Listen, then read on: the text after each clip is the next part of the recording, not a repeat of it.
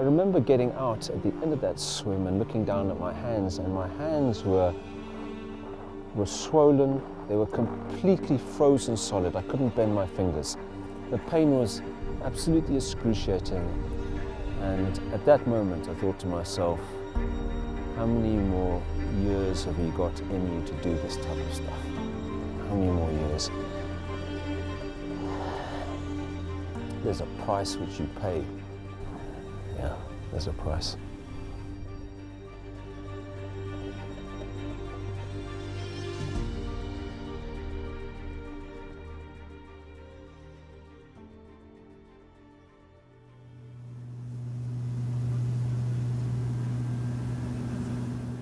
My motivation is very, very simple. I've been swimming for over 30 years. I've seen the oceans change, and I'm passionate about trying to protect these last wilderness areas on this earth.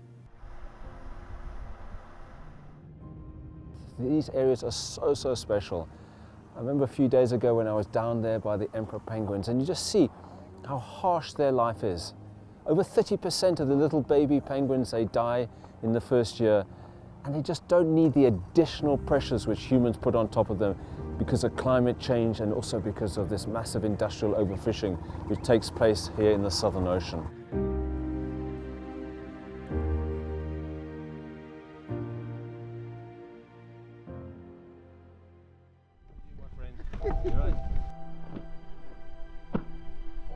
Thank you for coming.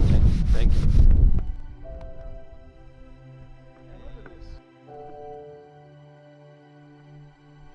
Thank you for coming.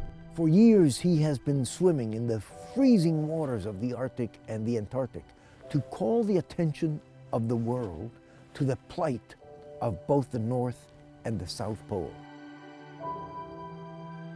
Yeah, it's Lewis. He's my hero. He's gonna protect this continent, and for me, I'm so happy to come here because it's in Russia we say it's better one time to see than 100 times to hear.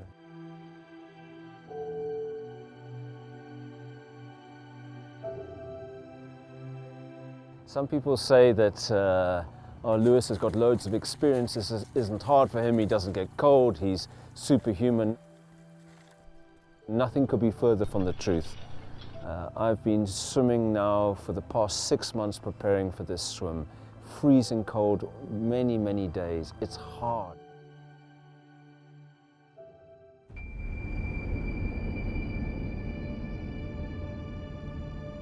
In the moments before a swim, it's absolutely crucial that one is psyched up but is not psyched out. Okay? And you've got to really, really focus and just get your mind ready. Because these swims are so dangerous, because I'm now going to be swimming through a tunnel with ice on top of me, in water which is about 0 degrees, and ice which can fall down, and moulins which can suck you straight away down to the bottom, you know, hundreds of meters down to the bedrock. And so it's crucial that I calm my mind down, and then just remember, I've done the training, the safety's in place, but now you've got to commit, and you've got to commit 100%. And that's the thing about swimming in a tunnel, especially when there's a river through a tunnel, and that is that once you've started, you've then got to go through. And it's this power of a made-up mind. And I'm starting here, I'm going through the tunnel, and I'm getting all the way to the end, and nothing is going to stop me from getting there. There was one moment of great tension and utter fear and terror during that swim. I was going through the tunnel, I was about halfway through, and then from above I heard this almighty boom. It was like somebody had fired a cannon straight the way through. And I looked up and I thought to myself, no, please, no, no. I thought, is this whole thing going to come piling down on top of me? And luckily nothing happened. And I swam those last few meters through that tunnel as quickly as I could. I have never, ever been so happy to see the light at the end of the tunnel.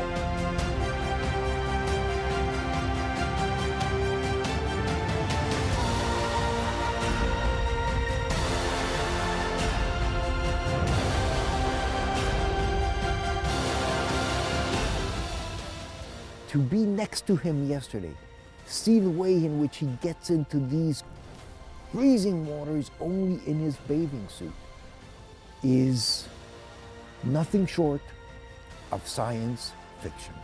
And everybody ready right now to get together as a big team to fight against climate change for one reason, for the future life on the planet.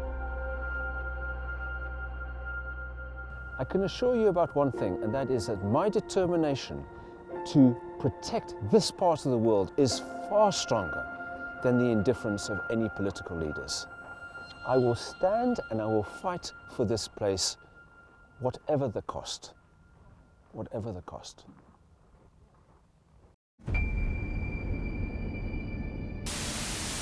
He's known as the human polar bear. Pugh has been swimming in Arctic temperatures for years now. Nice one, Lewis! Wearing nothing but a speedo, a cap and goggles. In 2006, he swam the entire length of the River Thames in an effort to raise climate change awareness.